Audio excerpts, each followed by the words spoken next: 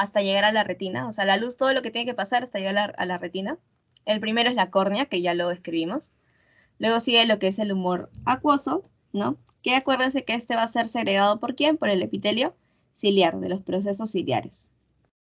Y básicamente este humor acuoso es para el mantenimiento de la presión intraocular, ¿no? La mantiene en 18 milímetros de mercurio. Este humor acuoso que hace también facilitar el metabolismo del cristalino y de la córnea, ¿ya? Que carecen de vasos. Ahora, el dato acá es que hay el glaucoma, ¿no? Ustedes ya habrán escuchado de esto, es el aumento de la presión de acá, ¿no? Y esto se da ¿por qué? Porque no hay un adecuado drenaje de este humor acuoso, ¿ya? Es el aumento de la presión intraocular, cuando no hay un adecuado drenaje de este humor.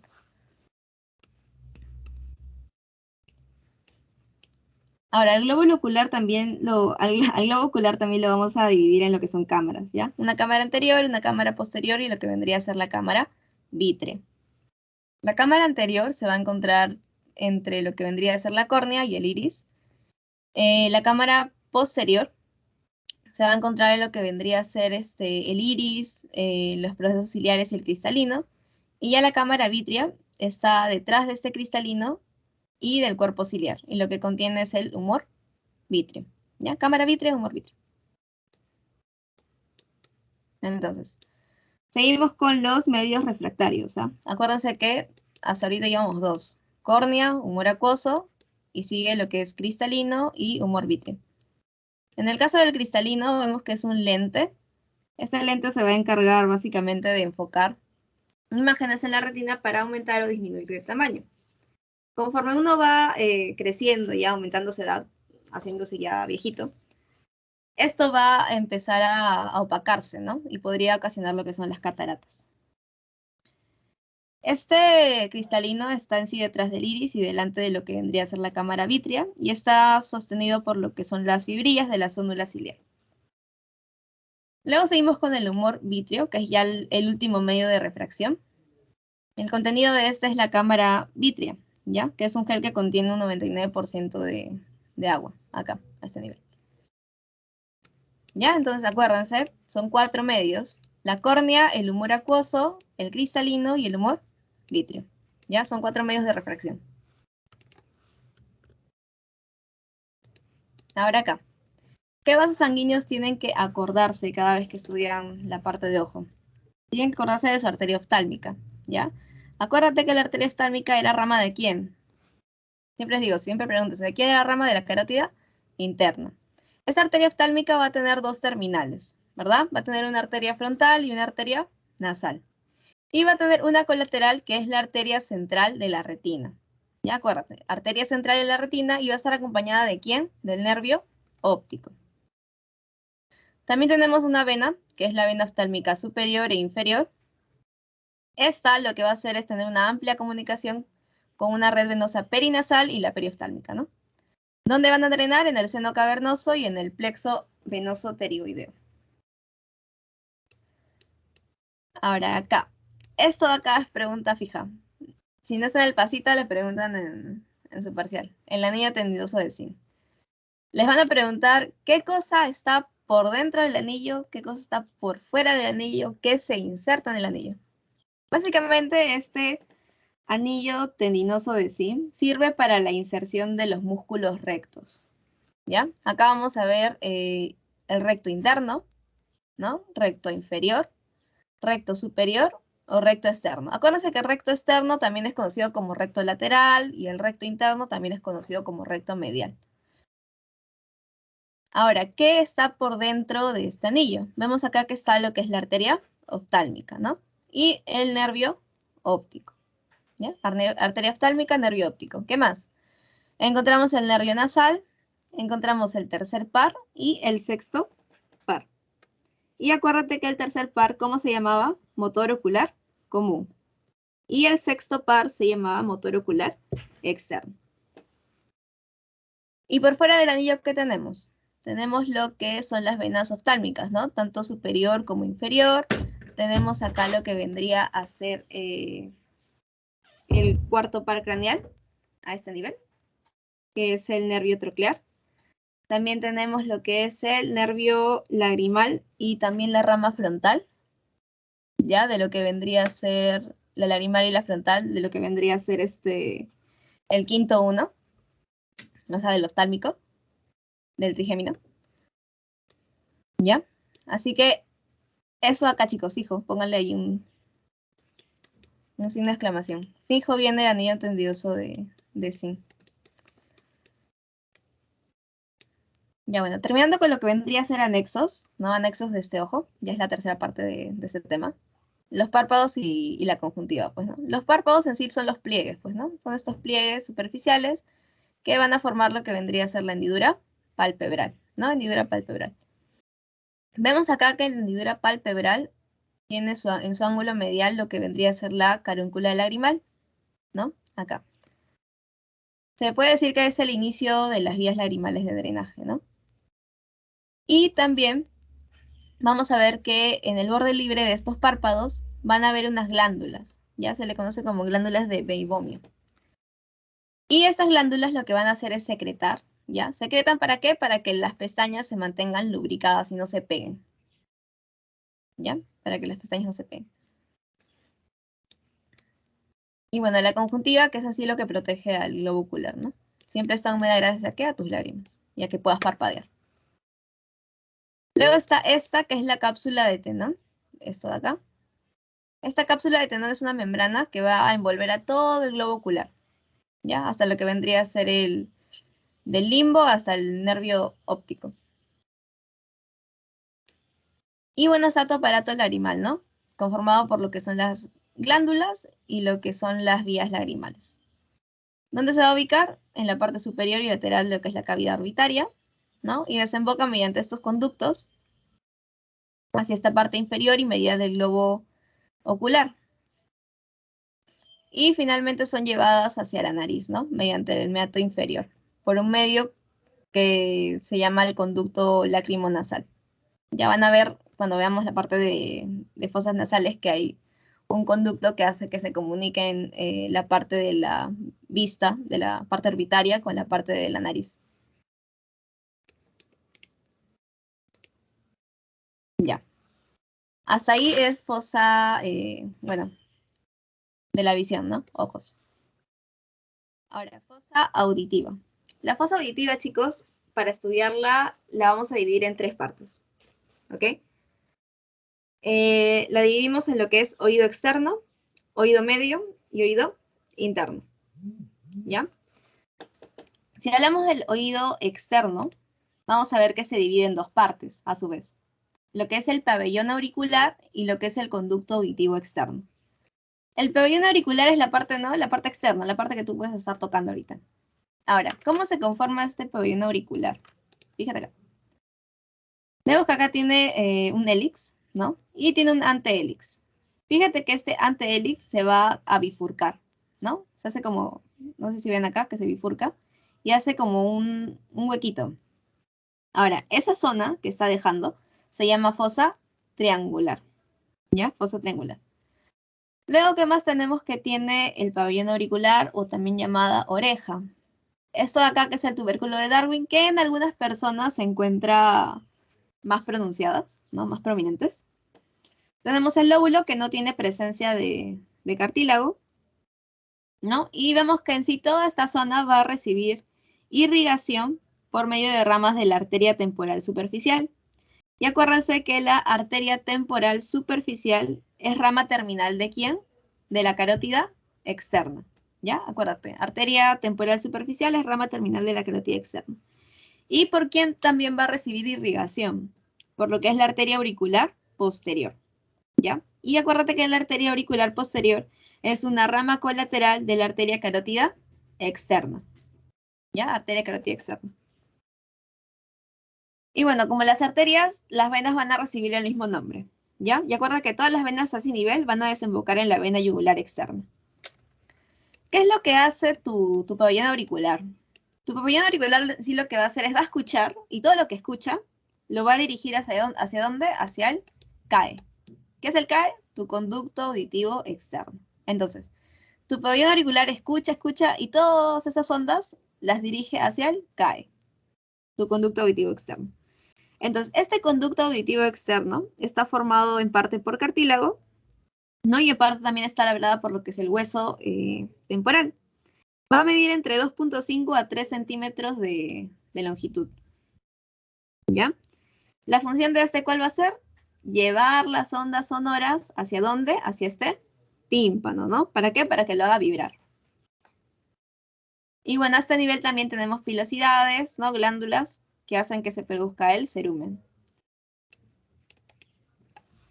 Ahora sí, seguimos. Como hablamos acá, que iba a llegar al tímpano estas ondas, vamos a hablar de la membrana timpánica. En este caso, estamos en una membrana timpánica derecha, ¿no? Si queremos analizar el tímpano, se va a introducir un aparato, que es el otoscopio, ¿ya? Y vamos a observar lo que está acá. Ahora, ¿qué estructuras encontramos acá? Primero, eso de acá, este triangulito, se le conoce como cono luminoso, ¿ya? Cono luminoso. Normalmente se tiene que visualizar ese cono. Cuando no se visualiza es porque hay alguna condición patológica que se tiene que observar, ¿vale?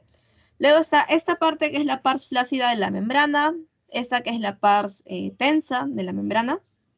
Tenemos acá un relieve. Este relieve lo ocasiona la parte posterior de la membrana, lo que es el nervio cuerda del tímpano, ¿ya? El relieve lo ocasiona el nervio cuerda del tímpano. Luego está esto que es la apófisis lateral del martillo y esta parte de acá que vendría a ser el mango del martillo, ¿ya? Y esta que es la rama larga del yunque. Ahora, ¿por qué lo dividieron así? Marife, no entiendo. ¿Por qué le pusieron una cruz? Ya, lo que sucede es que va a haber algunas situaciones que se va a necesitar hacer un drenaje, ¿ya? Un drenaje a nivel del oído medio y se va a punzar, se va a tener que punzar. Ahora, es como cuando ustedes estudiaron miembro inferior, ¿se acuerdan? Que en la parte del glúteo tenían que hacerle un cuadrante y tenían que ser justamente el cuadrante postero superior, ¿no? Para que no tocara ningún nervio importante o ningún vaso importante. Ya es lo mismo acá, ¿no? El proceso en sí de ese punzamiento se llama meringocentesis. ¿Y cuál es el cuadrante más seguro para no cruzarte con vasos o nervios? El cuadrante postero inferior. Esta fue pregunta de examen, ¿ya? La pregunta de examen parcial. El cuadrante donde se realiza la meringocentesis.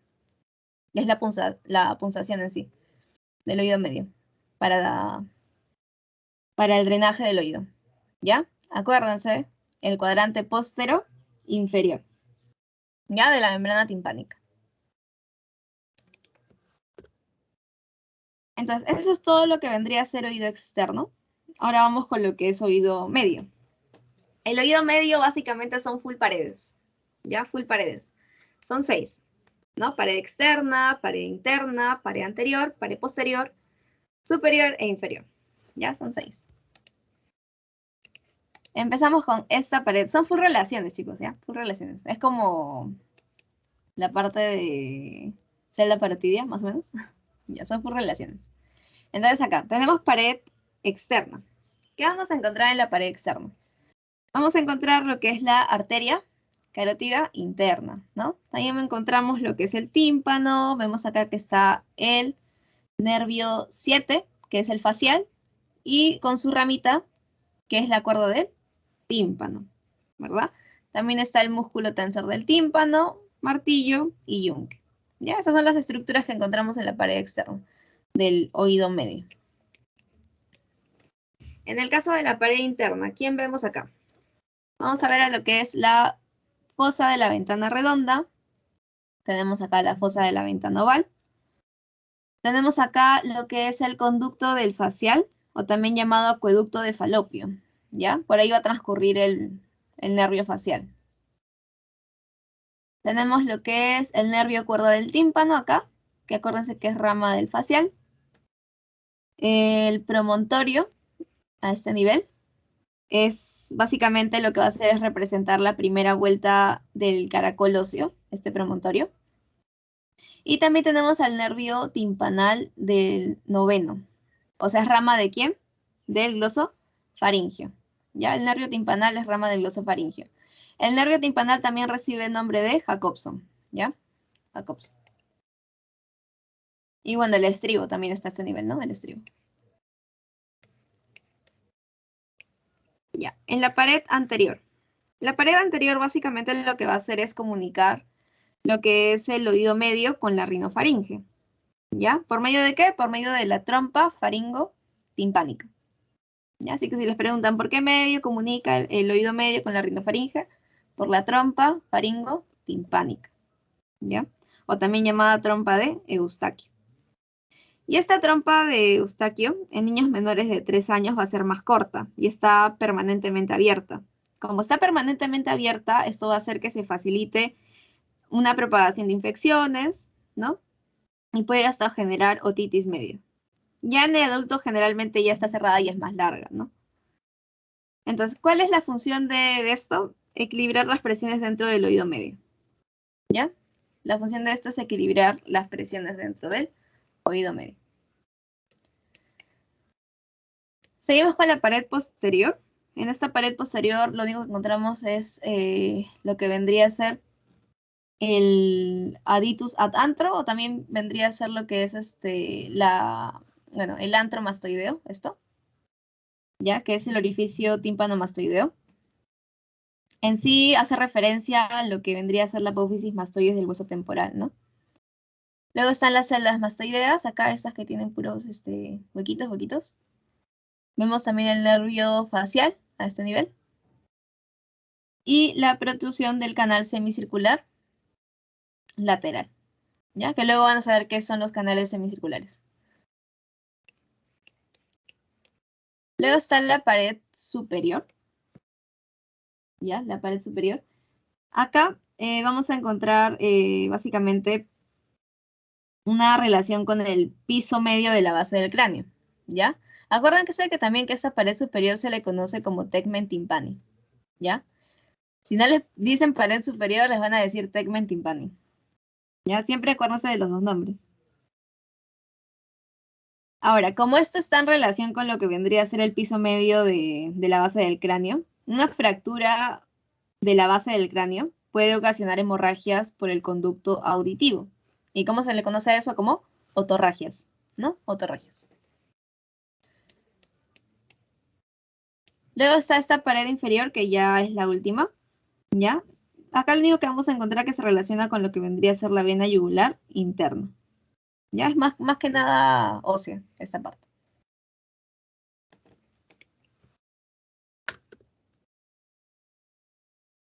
Ahora vamos con lo que vendría a ser el oído interno. A ver. Este oído interno va a estar comprendido de un continente y un contenido, ¿vale? Un continente y un contenido. El continente es el laberinto óseo y el contenido es el laberinto membranoso, ¿ya? Acuérdense, continente, laberinto óseo, esta parte de acá.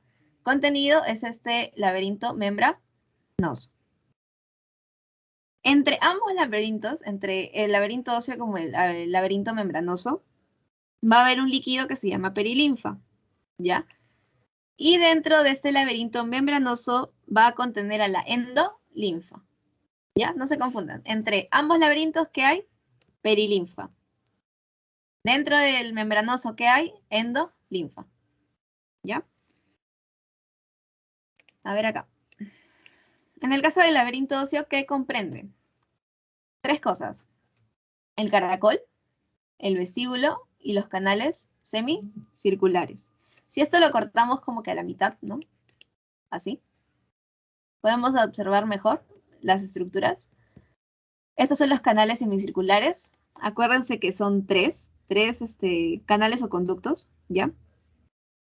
Tenemos acá el conducto semicircular superior, al conducto semicircular lateral y al conducto semicircular posterior. Tenemos también acá el vestíbulo, que son estos huequitos para las perforaciones nerviosas, ¿no?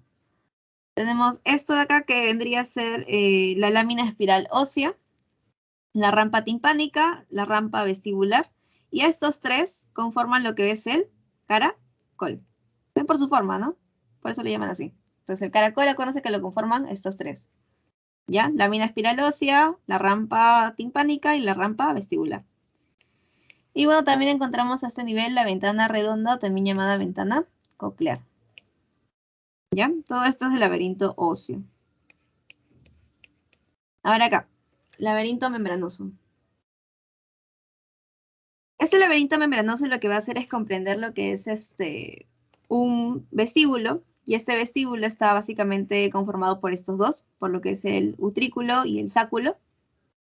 También por los conductos semicirculares, acá el superior, el posterior y lateral, ¿no? Y lo que es ya la cóclea, ¿no?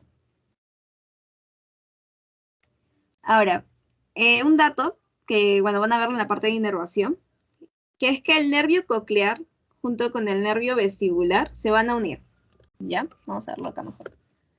Tu nervio coclear con tu nervio vestibular se van a unir y van a formar lo que es el nervio cócleo vestibular o vestíbulo coclear. Ya lo puedes llamar de la forma, cócleo vestibular o vestíbulo coclear. Ahora, este nervio es el octavo par, ¿ya? Acuérdense, nervio cócleo vestibular es el octavo par.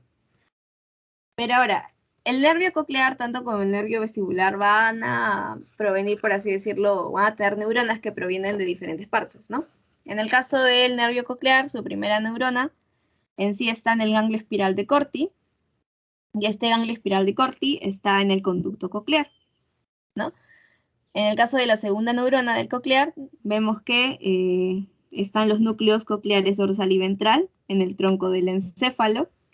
En el caso de la tercera, vemos que va a estar en el cuerpo geniculado medial a nivel del mesencéfalo, ¿ya? Va a enviar impulsos nerviosos esta tercera neurona hacia el lóbulo temporal. La cuarta y la última neurona va a estar en las circunvoluciones transversas, ¿no? De Hedge y en el área 41, ¿ya? Justo en esta área 41 va a ser donde se van a interpretar los sonidos, ¿ya? Los sonidos. Luego vamos a tener el nervio vestibular, que tiene sus neuronas también, ¿no? La primera neurona proviene de ¿dónde? Ganglio de Scarpa. Estas cositas preguntan, ¿no? ¿De dónde proviene? La segunda neurona está en los núcleos vestibulares, superior, inferior y medial. Y a partir de acá van a haber dos vías. Una inconsciente que va a llegar hasta el cerebelo y otra consciente que llega del cerebelo al tálamo y a la corteza cerebral. Acuérdate que esta parte o el nervio vestibular en sí lo que hace es informar nuestra posición, o sea, nuestro lugar en el espacio, ¿ya? Por eso es que dicen que el oído, ¿no? Es por así decirlo, el órgano que tanto ayuda a lo que es la audición como al equilibrio, ya justamente por estos dos nervios. Nervio coclear para lo que vendría a ser la audición, nervio vestibular para el equilibrio, o sea, el lugar donde nuestra ubicación en el espacio, básicamente. Estos dos forman el nervio cócleo vestibular, que es el octavo par, ¿ya? Y bueno, dejando el órgano de Corti, que no lo terminamos de hablar, es una parte importante de lo que es la vía nerviosa auditiva. Acá justamente van a llegar las ondas sonoras transformadas ya en impulsos nerviosos, chicos, ¿ya? Y estas ondas acá van a ser llevadas a lo que es el sistema nervioso central, a partir de acá, ¿ya? El órgano de Corti es importante a nivel de lo que es la vía nerviosa auditiva. Ya, eso vendría a ser los dos primeros temas, ¿ya? De aquí. Espérenme 5 minutos, doy mi pasito de fisiopato mientras vayan a tomar agua o a estirarse, ¿ya? Y continuamos con lo que vendría a ser fosas nasales, ¿ya? Espérenme un toque.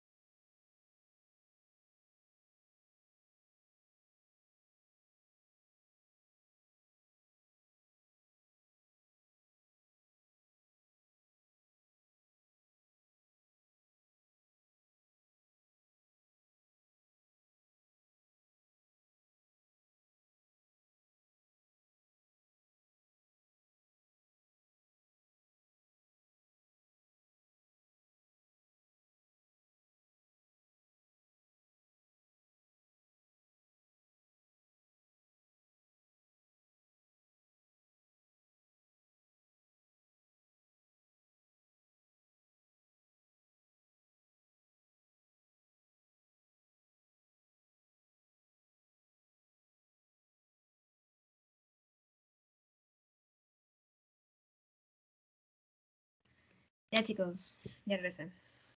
Ahora sí. Ya sigamos con el tercero, que es fosas nasales y órgano del olfato. ¿Ya? ¿Me escucha grande? Sí, ya. Ya chicos. Empezando acá. Vamos acá. Ya, en el caso de la nariz y las fosas nasales, esto lo que van a hacer es contener al órgano, pues al órgano periférico del olfato. Nosotros sabemos que en sí este sentido es poco desarrollado en nosotros, ¿verdad? Y es más desarrollado en animales. Vemos también que esta zona va a tener límites, ¿ya? Límites. En el caso del límite superior a este nivel, vemos que está por debajo de lo que es la fosa anterior de la base del cráneo, ¿no? ¿Qué es lo que lo va a representar? La lámina cribosa del etmoides, ¿ya? Lámina cribosa del etmoides. Luego tenemos lo que es el límite anterior, acá, que es básicamente cada fosa nasal. Y acuérdense que cada fosa nasal está separada mediante el tabique nasal. Esos orificios de las fosas nasales anteriores se llaman narinas, ¿ya? Narinas. En el caso del límite posterior, van a estar también orificios de las fosas nasales, pero son los posteriores, ¿ya? Y se van a denominar coanas, ¿ya? Coanas. Me parece que esto ya lo sabía por Anato 1. Ahora, este límite posterior lo que hace es conectar, por así decirlo, con la rinofaringe, ¿ya? Lo conecta con la rinofaringe. Luego está ese límite inferior, que básicamente es el paladar duro, ¿ya? Representa el paladar duro. Este paladar duro, vamos a ver que está conformado por delante con lo que es el proceso palatino del hueso maxilar y por detrás vendría a ser la lámina horizontal del palatino, ¿ya? El palatino está conformado por esas dos partes. El paladar duro, perdón. El paladar duro está conformado por estas dos partes. Ya. Seguimos con lo que son las funciones de lo que son las fosas nasales. La principal, ustedes ya lo saben, la respiratoria. Esa es la fundamental, ¿ya? Fijo. Ahora, dependiendo de la mucosa, no sé si se acuerdan, dependiendo de la mucosa, lo vamos a dividir en tercios, ¿ya? Los 2 tercios inferiores se van a encargar de ¿qué? De temperar y humedecer. O sea, todo el aire que ¿no? Vas a inspirar, esa parte se va a encargar de temperarlo y humedecerlo, para que no ingrese frío y seco y no lastime el tejido, ¿ya? El tercio superior se va a encargar de la función olfativa, ya que acá van a estar las placodas olfativas, ¿ya? Mediante unos receptores, ¿ya? Mediante unos receptores para la olfacción. Luego está la función de la fonación, y es que acá van a estar los meatos, ¿no? Los meatos. Van a actuar como caja de resonancia, junto con los senos paranasales. ¿Para qué letras? M, N y S, ¿ya? Y también tenemos otra función que es la autodepuradora. ¿Mediante qué? Mediante estas vibrisas. Las vibrisas son como unos pelitos, los cilios, ¿no? Que están presentes en la nariz. Es para limpiar o liberar sustancias extrañas. ¿Ya? Por eso es bastante importante, ¿no? Estas vibrisas. Ya. Las fosas nasales va a tener paredes también, ¿ya? Sé que es cansado ver tantas paredes, pero también tiene paredes. Empezando con lo que es la pared superior, también llamado techo. ¿Ya? Vemos acá que esta parte, o la pared superior o techo, tiene 3 partes, ¿ya? Tiene 3 partes. Primero está la parte anterior. Esta parte anterior es la parte oblicua, ¿ya? La parte oblicua. ¿Qué encontramos acá? Lo que son los huesos propios de la nariz, hueso frontal, senos frontales, tu glabela, y los arcos superciliares, ¿ya? Eso está en la parte anterior, o también llamada parte oblicua. En el caso de la parte superior o horizontal, esta está conformada por lo que es la lámina cribosa del etmoides, ¿ya? Esta lámina cribosa del etmoides lo que va a hacer es comunicar lo que es las fosas nasales con la base del cráneo, exactamente con su fosa anterior, ¿ya? Como comunica esta parte, esta también está propensa a traumatismos, ¿no? En el caso de los niños, si hay una fractura, ¿no? En la lámina cribosa de este etmoides, puede producir lo que vendría a ser la rinorraquia. ¿Y qué es rinorraquia? Es la pérdida de líquido cefalorraquídeo por medio de la nariz. ¿Ya? Luego está la parte posterior, que es formada por el cuerpo del esfenoides, y se va a relacionar en sí con lo que es el seno esfenoidal, el ala del vómer, ¿no? Y el proceso esfenoidal del palatino.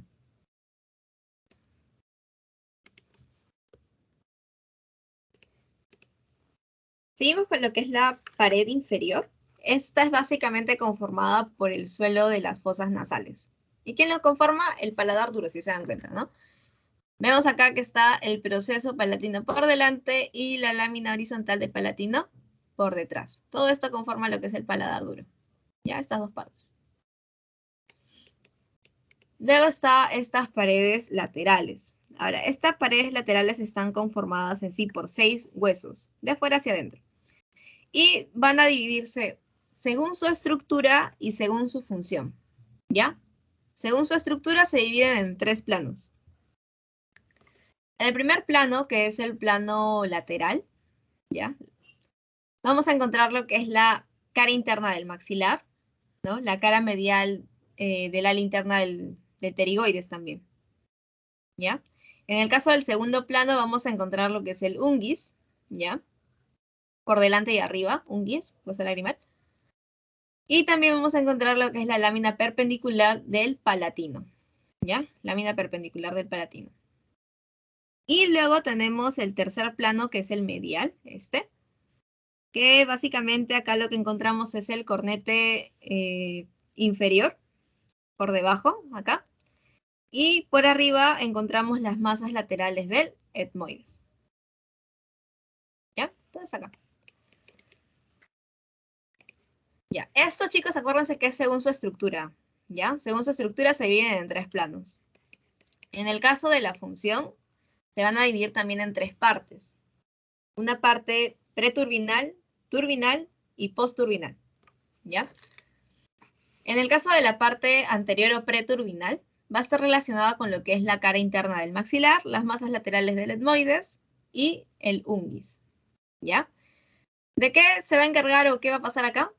A este nivel ingresa el aire por las narinas, ¿ya? Es la parte anterior, o sea, es la primera. Ingresa el aire. Luego sigue esta parte de acá, que es la parte media, que es la parte ya turbinal, ¿no? ¿Qué encontramos? Encontramos la lámina cribosa del etmoides por arriba, encontramos la parte lateral de lo que vendría a ser el paladar duro, ¿no? Por debajo. Y esta parte medialo-turbinal, básicamente lo que va a hacer es calentar y humidificar el aire que va a ingresar, ¿no? Entra el aire por la parte anterior o preturbinal y en la parte media lo que hace es calentarlo y humidificarlo, ¿ya? Para luego en la parte posterior en sí está conformada ya con lo que es la cara medial de la parte interna del pterigoides, ¿ya? Y la lámina vertical del palatino.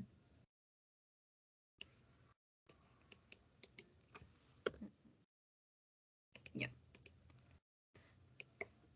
Ahora, para recordar un poco lo que era anato 1, ¿no? Ustedes ya han visto esta imagen de acá, eso de los cornetes y los meatos, ¿no? Estos cornetes que eran como unos huesecillos, y los meatos que eran unos espacios entre los cornetes y la pared lateral, ¿verdad? Y esos meatos también actuaban como cajas de resonancias. ¿Para qué letras? M, N, I, S, ¿ya? Como hay 3 cornetes, vamos a tener 3 meatos. Entonces, empezamos con el primero. Tenemos acá el meato o turbina inferior. ¿Va a ser para qué? Para el drenaje del conducto lacrimonasal. Es decir, este conducto lacrimonasal lo que va a hacer es comunicar la cavidad de la visión con las fosas nasales. ¿Ya? Es por eso que a veces cuando lloras, ¿no? Cuando lloras ya acercándose parciales, es que también tu nariz también empieza, ¿no? A moquear.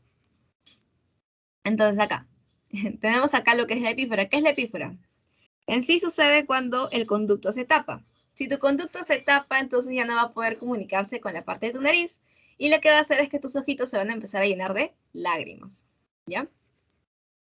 Luego está esta parte acá que es la zona de punción terapéutica en una sinusitis purulenta del seno maxilar. ¿Ya? A nivel del meato o turbina inferior. Luego está el meato o turbina medio. ¿Ya? Este de acá está situado por debajo y por detrás de lo que es el cornete medio. Y vamos a tener un punto de referencia. Esta curvita que ven acá es el Ager-Nazi. Es una cresta curvada, ¿no? Que en sí es por la protrusión de las celdas etmoidales anteriores.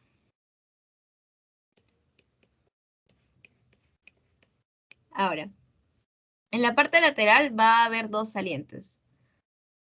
Esta parte de acá, que es la parte unciforme o gancho del etmoides por delante, y acá tenemos lo que es la bullo vesícula etmoidal, ¿ya? Que es causada por la protrusión de las celdas etmoidales medias, ¿ya? En el meato medio. Ahora, acá, por delante y detrás de esta bulla, ¿no? O la vesícula, se van a formar dos canales. Tenemos lo que es el canal del unciforme, o también canal semilunar. Miren cuántos nombres tienen, ¿ah? Acuérdense, canal del unciforme, uncibullar, o hiato etmoidal, o semilunar. En mi caso, a mí me preguntaron, me acuerdo, canal semilunar, ¿ya? Me acuerdo que yo me lo aprendí por canal del unciforme, menos por el canal semilunar, pero preguntaron, canal semilunar. Y preguntaron, ¿dónde desemboca? ¿No? ¿Dónde desemboca? En el caso, por arriba, lo que va a hacer es drenar en el seno frontal, ¿no? Drena el seno frontal y las celdas etmoidales anteriores. Y por abajo drena en lo que vendría a ser el orificio de drenaje del seno maxilar. ¿Ya? Entonces acá en la imagen se está viendo drenaje del seno frontal, drenaje del seno maxilar y drenaje de las celdas etmoidales medias. Ya a este nivel también.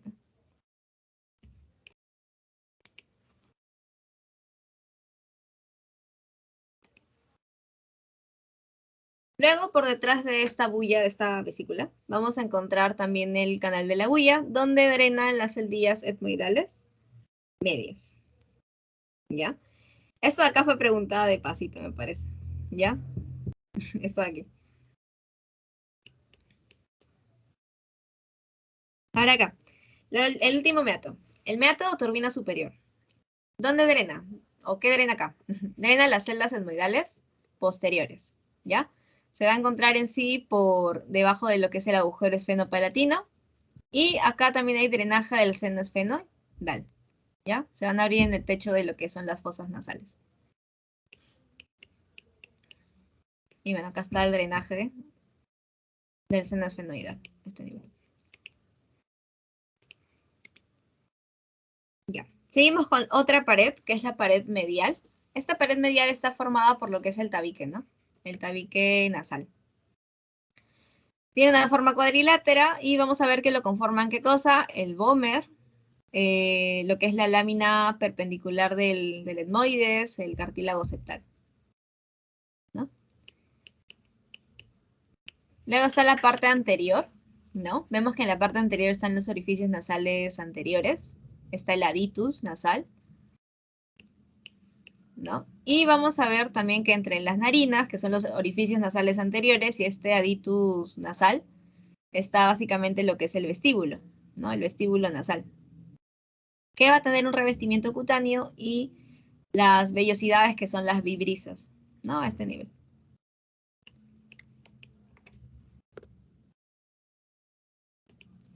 Luego está esta parte, seguimos en pared medial o septal. Vemos que están los orificios posteriores o coanas, ¿no?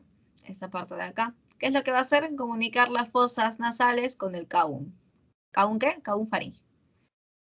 ¿Ya? Tiene límites, ¿no? Por arriba que está, aquí encontramos el cuerpo del esfenoides, ¿verdad? Por debajo encontramos lo que es la lámina horizontal del palatino. Lateralmente, a ambos lados, encontramos lo que es el ala medial del pterigoides y medialmente encontramos que está el vómer. ¿Ya? Vómer. Y ya, esas vendrían a ser las paredes en sí de lo que es fosas nasales. Ahora vamos a ver vasos y nervios, ya, que tienen que saber. El primero es la arteria etmoidal anterior y la arteria etmoidal posterior, ¿ya? ¿De dónde salen estas?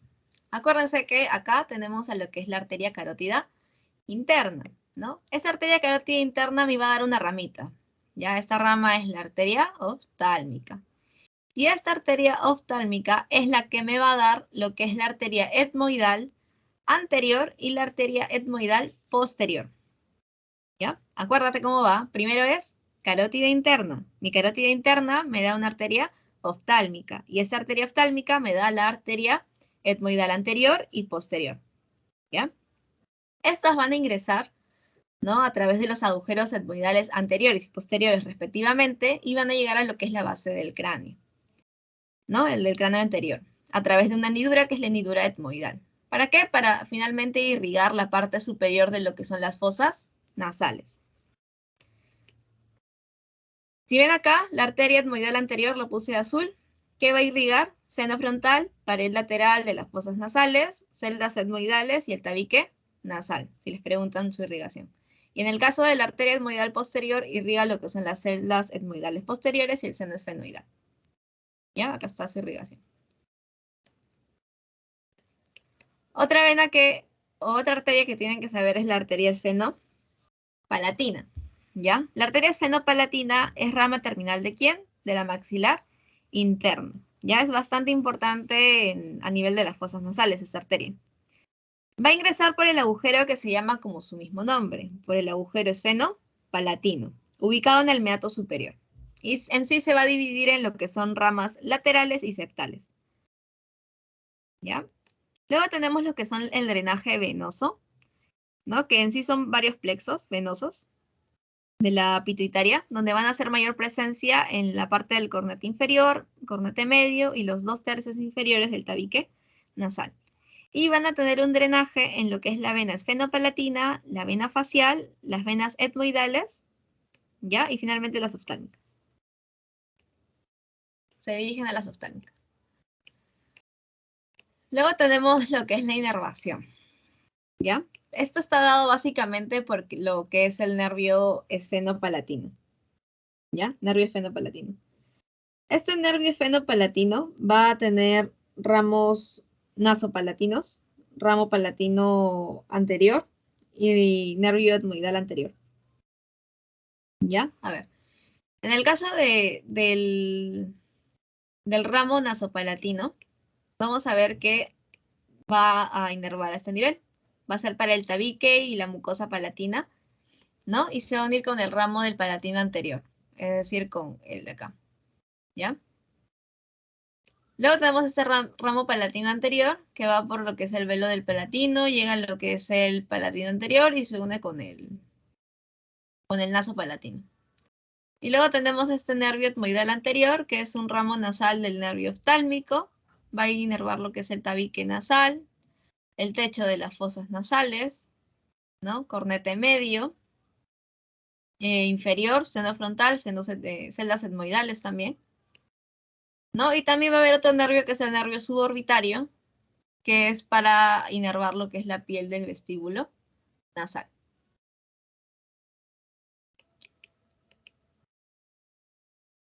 Y ahora, esto de acá. Chicos, senos viene bastante en el tema de dónde drena, ¿ya? ¿Dónde drena? Es fija esto, o sea, senos viene básicamente de dónde drena tal, y te ponen senos etmoidales, senos esfenoidales y así, ¿ya? Entonces empezamos con lo que son los senos paranasales, ¿no? Estos senos paranasales en sí van a ser cavidades que son labradas en qué huesos, ¿no? En el hueso del macizo facial medio y del cráneo. Y van a estar conectadas a lo que son las fosas nasales, ¿ya? Tienen la misma mucosa pituitaria, ¿ya? Solamente que son más delgadas y menos vascularizadas. En el caso de los senos frontales, son dos cavidades, ¿no?, del hueso frontal, que están labradas a nivel y por detrás de lo que vendrían a ser estos arcos superciliares. Y lo que hace es que se va a comunicar con el meato medio a través del canal del infundíbulo, ¿ya? Ahora, ¿cuáles son las dimensiones de estos senos frontales? Su dimensión transversa va a ser de 3 a 0.5 centímetros. La vertical en sí es de 2.5 a 3 centímetros. El anteroposterior va a ser de 1.5 a 2 centímetros y su capacidad va a ser de 4 a 6 centímetros. ¿Ya? Tienen lo que son los senos etmoidales. Estos senos etmoidales también son cavidades paranasales que van a estar dentro de las masas laterales del etmoides. ¿Ya? Acá.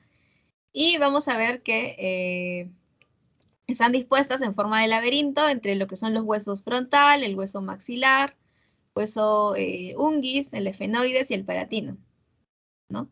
En el caso de los senos etmoidales anteriores, ¿ya? Las anteriores van a drenar a lo que es el meato medio, ¿ya? Les pueden preguntar eso. ¿Las anteriores a qué meato drenan? Al meato medio. Las medias van a drenar también al meato medio en el canal de la bulla y las posteriores al meato superior, ¿ya? Entonces acuérdense bastante dónde drenan, ¿ya? Pregúntense. Los senos etmoidales anteriores drenan al meato medio en la parte superior de este canal unciforme. Senos etmoidales medios drenan a nivel de meato medio, pero en el canal de la bulla. Y los senos etmoidales posteriores, ¿dónde drenan? En el meato superior. ¿Ya? Y bueno, acá está básicamente lo que hablamos.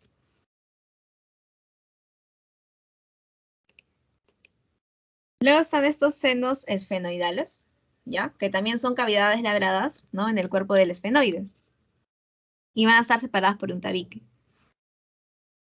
En sí, estas lo que van a hacer es drenar en la parte postero superior o también llamado techo de las fosas nasales, ¿ya? Estos senos esfenoidales están irrigados por lo que es la arteria vidiana, la pterigopalatina y la carótida interna, ¿ya? Y su drenaje venoso es en la vena maxilar interna, en el seno cavernoso y en la vena oftálmica, ¿ok? Seguimos con lo que es el seno maxilar, que también es una cavidad labrada. Sí, todas son cavidades labradas, ¿ok? Pero del hueso maxilar, ¿ya? ¿Cuáles son sus relaciones? Vemos que por arriba están lo que son las fosas orbitarias, por abajo están lo que son las raíces del primer y segundo molar, y ya por dentro está relacionado con lo que es el meato medio, ¿ya? ¿Dónde drena el seno maxilar? Drena en la parte inferior del canal unciforme, en el meato medio, ¿ya? Esta zona de acá es un sitio de punción, ¿ya? Porque a veces hay sinusitis a ese nivel, ¿ya? Y ese es un dato que dio el doctor: si el cuerpo estaba en una posición anatómica, drenaba hacia arriba, lo que a veces dificultaba eliminar el contenido de ahí. ¿Ya, chicos? Me parece que eso es todo. A ver.